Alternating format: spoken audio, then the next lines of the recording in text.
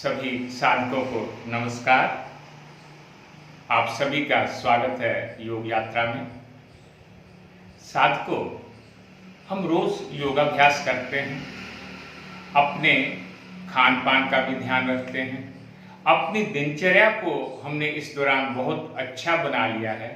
परंतु क्या कारण है कि इन सब के बावजूद भी हमारे पेट में कुछ ना कुछ जो है तकलीफ हो जाती है। कुछ साधकों ने कहा है कि उनके पेट में दर्द रहती है, या गैस बनती है, या लूज मोशन आते हैं। तो आज हम बात करेंगे उस जगह की जहां से कि ये सभी तकलीफ बीमारियां जो हैं पैदा होती हैं, और वही एक स्थान है हमारे पूरे शरीर को स्वस्थ रखने का जहां से 72,000 नाड़ियां, ये जगह नाभि, यहां से आपके जो है 72,000 नाड़ियों का ये उद्गम स्थान है। और जब भी ये जगह से नाभि टल जाती है तो हमारे कुछ ना कुछ तकलीफ पेट में शुरू हो जाती है। ये होती कैसे है? हमारे गलत कुछ काम करने से, हमने कुछ गलत सामान उठाया या हमने उछल कूद की, तो ये कभी या तो ऊपर आ जाएगी, या नीचे चली जाएगी, या साइड्स पे चली जाएगी। जब भी नाभि ऊपर की तरफ टलती है, ऊपर की तरफ आती है, तो हमें कब्ज हो जाता है, नीचे जाती है तो लूज मोशन शुरू हो जाते हैं, साइड्स पे नाभि चली जाए तो दर्द शुरू हो जाती है। तो किस तरीके से हम इसको सेट कर सकते हैं अपने आप आसनों के अभ्यास से? तो आज हम कुछ उन आसनों का अभ्यास करेंगे। तो चलो शुरू करते हैं उन आसनों का अभ्यास। सबसे पहले ध्यान रखेंगे कि जब भी लेटेंगे तो हमेशा करवट लेके लेटेंगे, करवट लेके उठेंगे इस तरह से। ये थोड़ी करवट ली, लेट गए और फिर सीधे हो गए।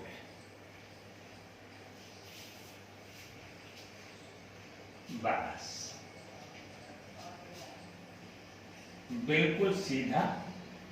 थोड़ा सा रिलैक्स करेंगे बॉडी को, श्वास को सामान्य होने देंगे। किसी भी आसन को करने से पहले श्वास को सामान्य होने दें और फिर आ जाएंगे चेतन अवस्था में। मिला लेंगे पैरों को और शरीर को बिल्कुल सीधा रखेंगे, घुटनों को सीधा, और कोशिश करेंगे कि पिंडलियां जो हैं जमीन के साथ टच करें।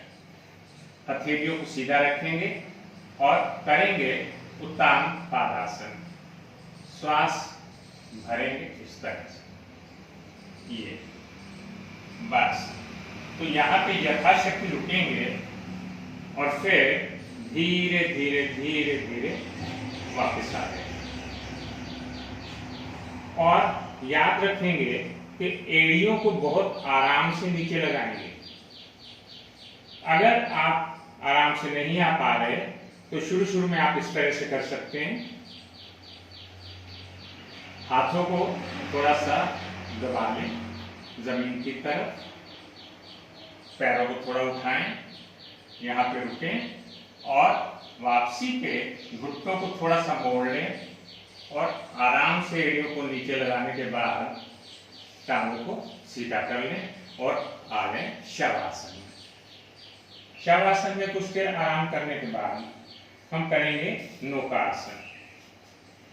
उसमें इसी तरह अब टांगों को सीधा रखेंगे और हाथों को भी ऊपर उठाएंगे, कंधों को और सिर को ऊपर उठाएंगे, नजर पैरों की तरफ इस तरह से। ये उठेंगे और आप महसूस करोगे कि आपके यहाँ पे खिंचाव आ रहा है। यथाशक्ति रुकेंगे, शुरू में 5 सेकंड, फिर 10, 15, 20 सेकंड, और इसमें भी आराम से वापस आएंगे और बहुत धीरे धीरे एड़ियों को नीचे लगाएंगे और फिर वही शवासन, विश्राम। हर आसन के बाद विश्राम बहुत जरूरी है। अब नेक्स्ट करेंगे मत्स्यासन। उसी तरह टांगे सीधी, बाजू साइड्स पर, श्वास भरेंगे और थोड़ा सा कोहनियों को सहारा लेते हुए उठाएंगे कंधों को और सिर को पीछे लगाएंगे।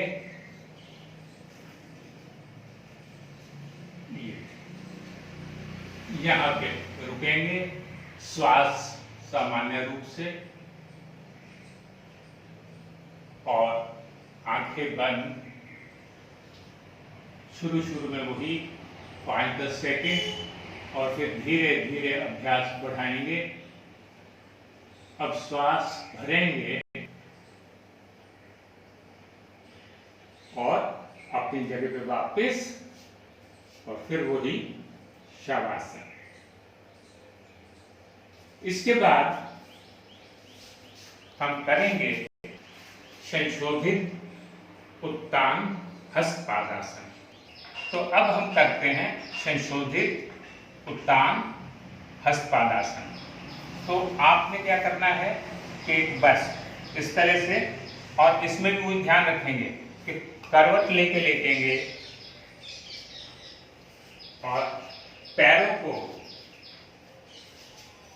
लगाएंगे सीधा दीवार के साथ, और हिप्स को दीवार के पास लाएंगे धीरे धीरे।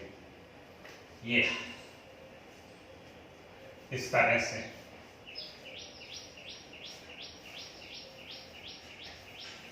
ये बिल्कुल जब हिप्स टच कर जाएंगी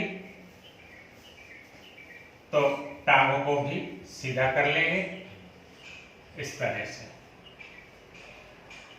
टांगे सीधी, और अब बाजू भी सीधे। ये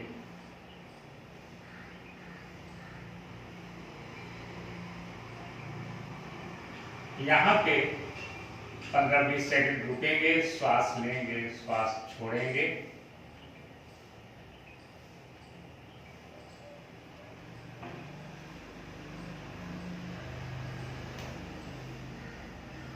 और अब धीरे से वापस आएंगे, और इसके बाद नेक्स्ट करेंगे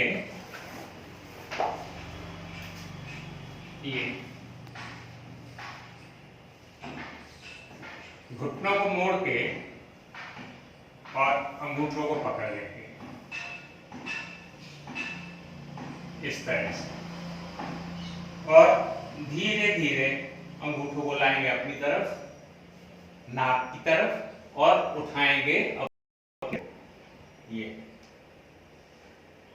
और फिर धीरे से वापस, और टांगों को सीधा कर देंगे,